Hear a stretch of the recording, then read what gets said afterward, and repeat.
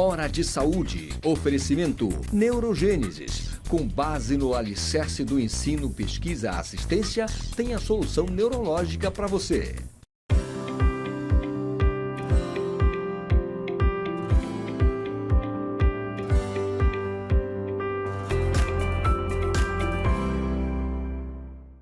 Caros amigos, mais uma vez no nosso programa dominical de saúde, Hora de Saúde, que é transmitido para todo o estado do Pará pela TV RBA, aqui em Belém, canal 13, todo mundo sabe, e neste exato momento para o mundo inteiro pelo link rbatv.dol.com.br ao vivo, ou simplesmente dol.com.br ao vivo. O nosso programa tem o apoio da Neurogênesis, que trata todas as doenças neurológicas da nossa região. Neuropediatria, neurologia infantil, neurointervenção, neuroclínica, neurocirurgia, capitaneada pelos irmãos Eric e Fernando Pascoal. O Fernando Pascoal foi quem começou aqui em Belém o tratamento agudo do AVC. Hoje o AVC é tratado agudamente na nossa região, para que a pessoa não fique mais com sequelas. E o nosso convidado de hoje, mais uma vez, tá? Aliás, antes de falar o nome do nosso convidado, eu queria dizer também que esse nosso programa tem uma audiência mundial. Nós temos espectadores no Canadá, nos Estados Unidos, agora até no Líbano, na Noruega, na Suécia, na Argentina, na América do Sul toda e na África, em Luanda. Eu tenho uma ex-aluna que é médica lá em Luanda. E, agora sim, o nosso convidado é meu amigo, diretor comigo da Sociedade Paraense de Cardiologia, tá? É o doutor João Batista Bittencourt Pérez Neto. O João, ele formou em 2001 pela UEPA, ele fez clínica médica, fez cardiologia no Dante Pazanese, no mesmo lugar que eu fiz. É um cardiologista e ecocardiografista. Hoje ele trabalha no Prime da Unimed e no consultório dele. E o João veio aqui para falar do Dia do Cardiologista, que por acaso é hoje, dia 14 de agosto, Dia do Cardiologista. João, obrigado por ter vindo, obrigado mesmo, tá? Eu estava te devendo de novo esse convite. E, João, eu te convidei porque tu és da diretoria da sociedade, o Dia do Cardiologista é hoje, e eu queria que tu fizesse um comentário de umas coisas que a gente vive conversando. A formação de um cardiologista hoje. Como é que é? Dá muito trabalho ser cardiologista hoje? Bom dia, Eduardo. Bom dia a todos os telespectadores. A formação cardiológica médica, inicialmente, os 6 anos de faculdade de medicina, é uma residência médica hoje que exige um pré-requisito. Então, antes de sermos cardiologista, precisamos fazer a residência médica em clínica médica, que são 2 anos. Pós 2 anos, prestamos novo concurso. Existe a especialidade, a residência em vários locais do Brasil, inclusive na nossa capital. Nós temos 2 centros aqui em Belém que têm residência médica em cardiologia, o Hospital de Clínicas Gaspar Viana e o Hospital do Coração. E aí são mais 2 anos de cardiologia, mais 2 anos estudando especificamente as doenças do coração.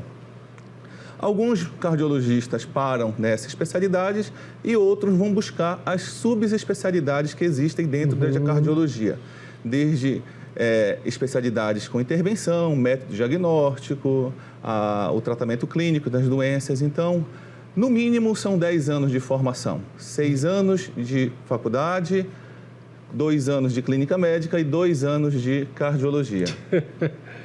Tem gente que me pergunta assim, eu queria ser cardiologista, quanto tempo? 12 anos. Tenha paciência.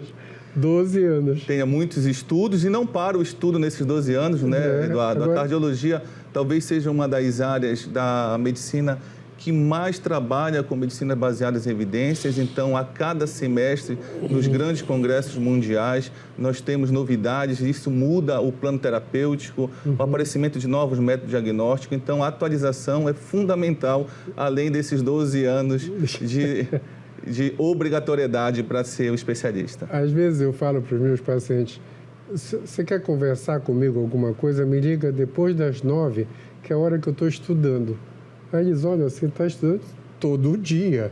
Todo dia que se eu passar uma semana, um dia desse eu passei uma semana em Alter do Chão, né? Quando eu voltei, parecia que eu estava fora há 10 anos. Tipo assim, aconteceu isso, aconteceu isso, aconteceu isso. Nós todos, né, e você é um desses entusiastas, assinamos as revistas internacionais, programação internacional, congressos. Antigamente era só no Brasil. Eu tinha um amigo, meu chefe no Dante, o Leopoldo Piegas, que foi também teu chefe, o Leopoldo dizia, antigamente a gente fazia um trabalho com 15 infartados e achava o máximo. Hoje em dia o pessoal levanta na internet 10 milhões. 10 milhões, alguém senta uma madrugada e de manhã é doutor naquela área, porque levanta tudo. E a gente ainda teve esse momento todo de aprendizado, e esse aprendizado eterno, porque todo o tempo está modificando, todo o tempo. Eu falo às vezes a história do LDL. Quando, em 94, quando surgiu as estatinas, o LDL era 130. Hoje é 50. Veio, em 99 passou para 100, em 2003 para 70, em 2011 para 60, em 2014 para 50. Então, essa sequência dos estudos progressivos. Agora, me fala uma coisa, João, só para saber. Um cirurgião cardíaco, a formação dele é outra. Isso. É uma coisa que a gente sempre vê no consultório, que nós somos interrogados, nós cardiologistas. Doutor, o senhor faz cirurgia? Eu sempre informo e educo esse paciente a respeito disso. É outra especialidade. Começa que o pré-requisito não é clínica médica, e sim clínica cirúrgica. E alguns centros entra-se direto como cirurgia geral, e a formação é completamente diferente, né? Então, é uma outra especialidade médica em que ele vai estar apto a tratar as doenças cardiovasculares, porém o tratamento cirúrgico apenas. E geralmente, pós-cirurgia, o segmento é feito com nós, cardiologistas clínicos. Eu sempre explico isso, né? Nós fazemos o diagnóstico, tem uma doença que é operável. Vai para o cirurgião para trocar a válvula, trocar isso, abrir a válvula, colocar ponte de safena, mamária, operar a aorta. Depois que ele opera, quem acompanha somos nós de volta, porque agora é parte do remédio. A responsabilidade sempre vai ser nossa, na indicação e no pós-segmento. No pós-segmento. Isso é muito importante saber, tá? Um cirurgião, enquanto a gente faz clínica médica, ele faz cirurgia geral. Aí nós passamos para a cardiologia, eles entram na cirurgia cardíaca, né? Então, ele é alguém que sabe usar um bisturi, que sabe usar minimamente invasiva. Fantástico isso aí, né? E é uma especialidade brilhante também, que a gente achava que tinha diminuído muito, diminuiu por causa dos stents, mas é necessário. Com certeza. E não vai nunca desaparecer. Sempre vai ter as indicações cirúrgicas, e vale ressaltar que a própria cirurgia evoluiu na cardiologia. Hoje as complicações são menores, os tempos cirúrgicos são menores. Então, tanto a cardiologia clínica como a cardiologia cirúrgica avançaram com o tempo, com melhoria, isso trazendo melhores resultados do tratamento para o paciente. João, nós somos da mesma área. Eu acho que na parte... não foi a cardiologia, a medicina nos últimos anos deu um salto em termos de medicações e de tratamentos, assim, exponencial, né? Com certeza, e vale ressaltar também, Eduardo, os métodos diagnósticos, né? Então, não muito longe assim, década de 70, década de 80, em que se tinha eletro e raio-x e basicamente um eco unidimensional, para dar a maioria dos diagnósticos, né? Hoje nós temos exames em tempo real, em 3D, nós temos uma ressonância cardíaca, uma tomografia. O próprio cateterismo cardíaco, por ser, ainda nunca vai deixar de ser um exame invasivo, mas um exame cada vez menos invasivo, os catéteres menores, as complicações vasculares menores. Então, isso propicia o quê? Um diagnóstico mais acurado, um diagnóstico mais precoce e um melhor tratamento ao paciente. Com certeza. Eu falo para todo mundo, João, que viver neste momento é um privilégio da humanidade. É um privilégio, porque, olha, você fez um comentário. Quando eu formei em médico, não tinha ultrassom, não existia ressonância, não existia tomografia, não existia eco bidimensional. O eco que tu fazes todo dia não existia. Um dia, quando eu estava terminando a residência no Dante, assim, na última semana, o Serginho do Eco, nem sei se ele ainda existe lá no Dante. Sim. O Serginho mostrou na reunião as imagens, a válvula abrindo, a válvula fechando, o coração contraindo, aquela imagem de 4 câmeras que a gente desenha para dar aula. Foi assim, todo mundo ficou de boca aberta. Tipo, meu Deus, ele está olhando lá dentro. Eu lembro que eu fazia cateterismo de criança. Cateterismo, naquela época era só diagnóstico. E alguém disse, olha, vai acabar o cateterismo de criança com essas imagens, não vai precisar mais fazer cateterismo em criança. Fantástico isso aí. E mais Fantástico. avançando, Eduardo, o ecocardiograma, vamos supor, isso há de 10 anos para cá, os aparelhos 3D, principalmente na avaliação das válvulas, você teria que agir... Só para o nosso paciente saber, 3D em 3 dimensões. São 3 dimensões, né? Como eu falei inicialmente, o eco começou com uma única dimensão, né? Você tinha os rastros anatômicos dos pacientes, mas não completava a anatomia. Agora nós temos o ecocardiograma 3D em tempo real. Eu sei. Para aí, que o nosso primeiro tempo acabou e tu paraste em tempo real. Pessoal, só um instantinho que a gente já volta nessa super conversa de informação com o Dr. João Pérez. Um instantinho só.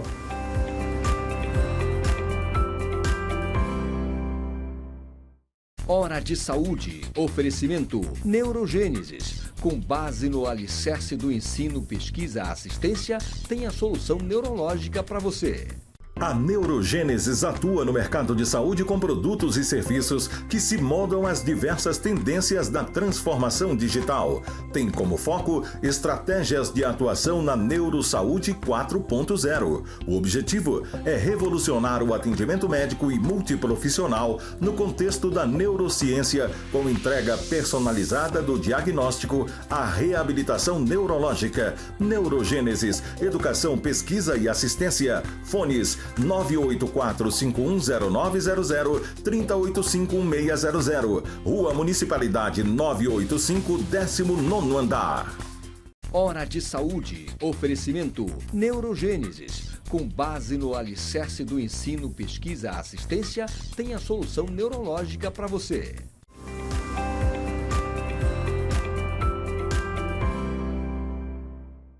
Voltamos nessa conversa de super informação na especialidade de cardiologia, porque hoje é o dia do cardiologista, 14 de agosto. João, paraste em 3D. 3D, 3 dimensões, né? Ou seja, altura, largura e profundidade. É isso? É assim que a imagem te dá? Isso mesmo. Como eu disse anteriormente, Eduardo, há 10 anos atrás, a formação dessa imagem 3D você teria que captar no aparelho de eco, levar um computador externo, um software específico e fazer essa montagem. Isso requer uma habilidade maior, você corre o risco na hora de formação ter alguma... não se encaixar direito as imagens, a imagem não ficar perfeita e um tempo maior. Né? E agora não. Agora os novos aparelhos, as novas sondas, você coloca o transdutor no tórax do paciente e já dá a imagem real em 3 dimensões. Então isso, um planejamento melhor no diagnóstico, um diagnóstico mais acurado e principalmente um plano terapêutico melhor a esses pacientes, caso venham fazer intervenção cirúrgica. Ou seja, o eco te dá a anatomia perfeita hoje, né? Eu tenho um grande viés que eu sou ecocardiografista, né? Eu sei. Eu não sei como se conseguiu viver sem o ecocardiograma. E agora, principalmente, porque é um aparelho de um exame de fácil acesso e os aparelhos cada vez menores. Então, você pode levar o aparelho à beira do paciente quando ele está na UTI, quando ele está em um apartamento, em uma enfermaria, para ser feito à beira do leito nesses pacientes que têm dificuldade de locomoção. Fantástico, fantástico isso. Eu sou da época que o cateterismo só tinha 2 catéteres, tá? Então, tu tinha que manobrar, enrolar o catéter, dobrar, dissecava a artéria, veia, tinha que fazer toda vez o cateterismo direito, porque não tinha eco para dar pressão do coração. Depois surgiu o cateterismo pela perna. A artéria da perna tem essa grossura, ficava mais fácil para o médico. Dava um trabalho doido tu ficar comprimindo meia hora, que era o tempo que nós ficávamos. Depois, hoje, o cateterismo é pela artéria radial. O capítulo no livro de radial de como fazer isso em idosos e mulheres é meu, tá? É meu. Então, hoje, um cateterismo, eu cheguei a entrar com os meus chefes em cateterismos diagnósticos que duravam 5 horas. Hoje, tu faz uma coronariografia em 12, 13 minutos, né? Tu faz uma angioplastia, se não for complicada, em 20 minutos. Lógico que, às vezes, eu costumo dizer que o procedimento não é difícil, às vezes é trabalhoso. Eu costumo comparar, trabalhoso é tu trocar 4 pneus de carro.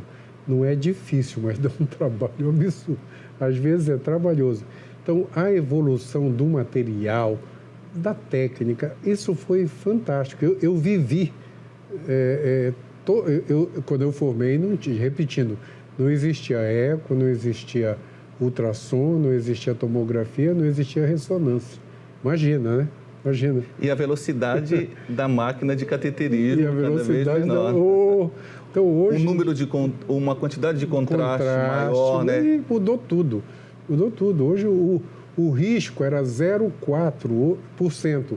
Eu sempre falo assim, a complicação no cateterismo podia complicar um paciente em 400. Hoje é 0,04, é 1 para 4.000.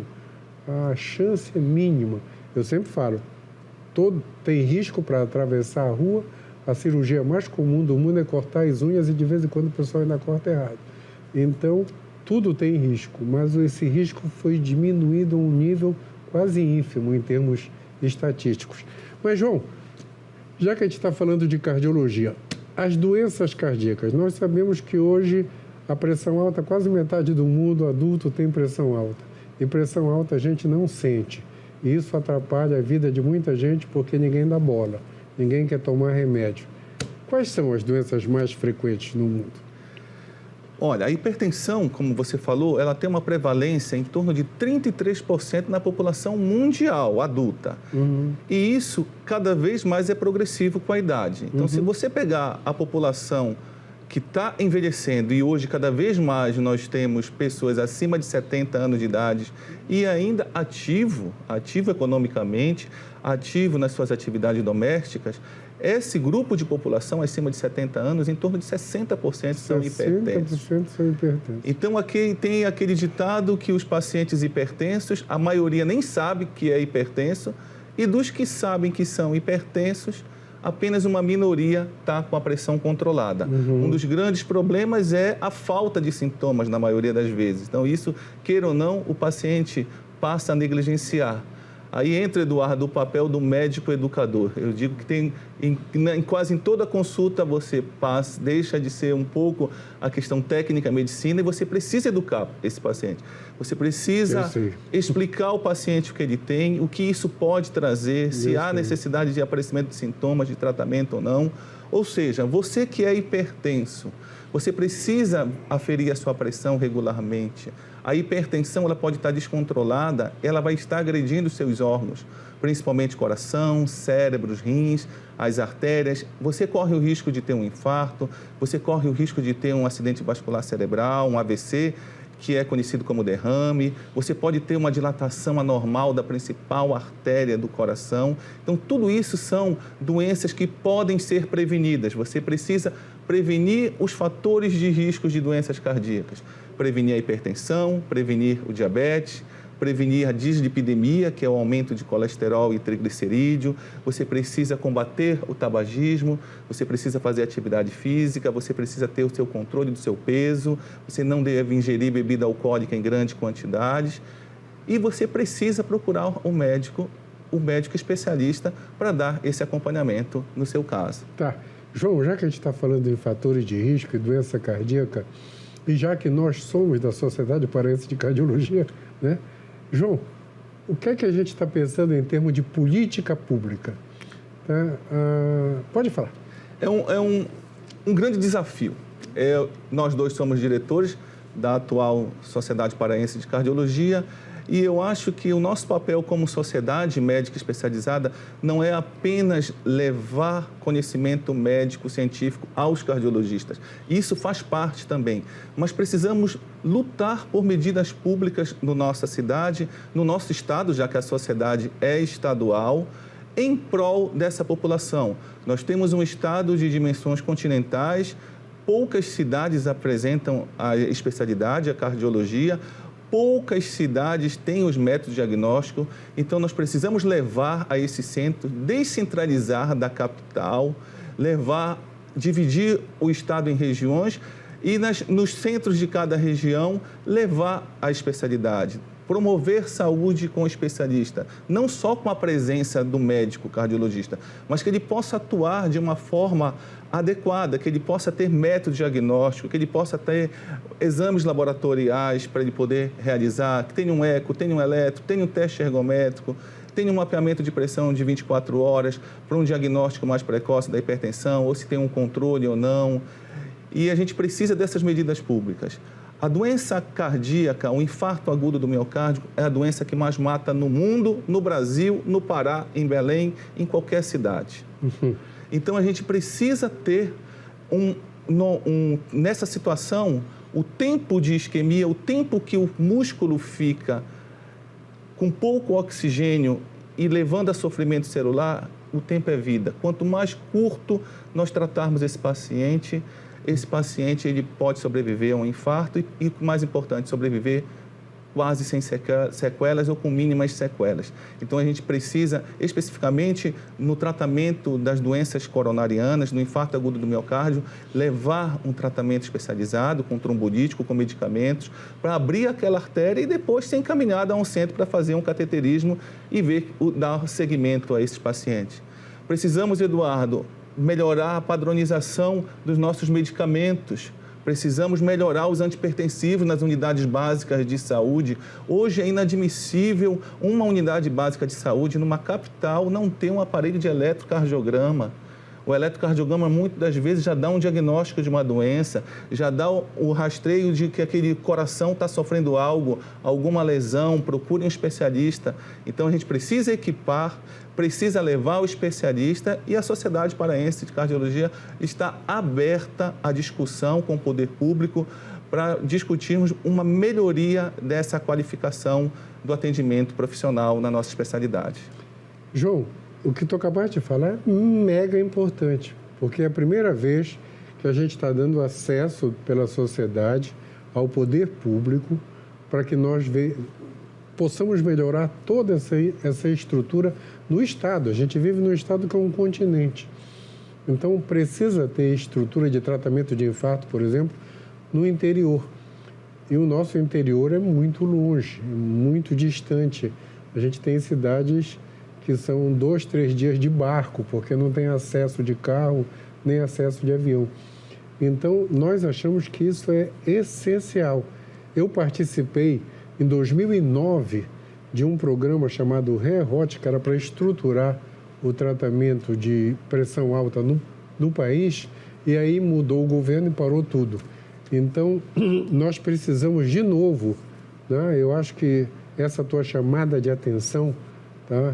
Nós vamos mandar esse programa fica no canal do YouTube, para os nossos mandatários assistirem, para a gente começar a discutir com os nossos deputados, com os nossos vereadores, nossos prefeitos, nossos governadores, eu estou falando em termos de Brasil, principalmente aqui no Pará, esse tipo de atendimento. Isso é crucial. E, Eduardo, se formos olharmos o tratamento, a promoção da saúde cardiovascular, ela inicia na creche, ela inicia na educação infantil, em que, na promoção da atividade física, na merenda escolar. A Sociedade de Cardiologia precisa participar no planejamento da merenda escolar. Vejam só a necessidade. Por que eu falo isso? Precisam ser medicamentos pobres em gorduras e, principalmente, medicamentos pobres em sódio, pobres em sal. Nós somos uma população que se alimenta com um alto teor de sal. E isso vai levar, no futuro, mais hipertensos, mais doenças cardíacas. Com certeza. João, nosso tempo acabou, por incrível que pareça. Frequentemente você vai vir para a gente continuar essa conversa, tá? até por causa dos nossos planos para com o governo, para com a população toda. João, dedica o programa, considerações finais e dedica o programa. Bom, primeiramente, Eduardo, mais uma vez, obrigado. Em nome da Sociedade Paraense de Cardiologia, você também como membro, a gente quer agradecer a abertura desse espaço. Hoje, dia 14, você, cardiologista, sinta-se abraçado por nós. Eu sei que é um desafio diário acordar, levantar, deixar a família, priorizar a saúde cardiovascular dos outros. Você é um guerreiro. Parabéns. E eu não poderia hoje dedicar esse programa ao meu pai. O meu pai também é médico, me entusiasmou a ser um homem do bem. Acima de cardiologista, acima de médico, hoje eu sou um homem do bem. E agradeço a você, Nonato Pérez. Meu muito obrigado. Seu Nonato, hoje é Dia dos Pais, então a todos os pais, ao seu Henrique Duarte da Costa, meu pai, um dia a gente se encontra, pai. O programa é de vocês. Até domingo que vem, uma semana iluminada. Hora de Saúde. Oferecimento Neurogênesis. Com base no alicerce do ensino, pesquisa, assistência, tem a solução neurológica para você.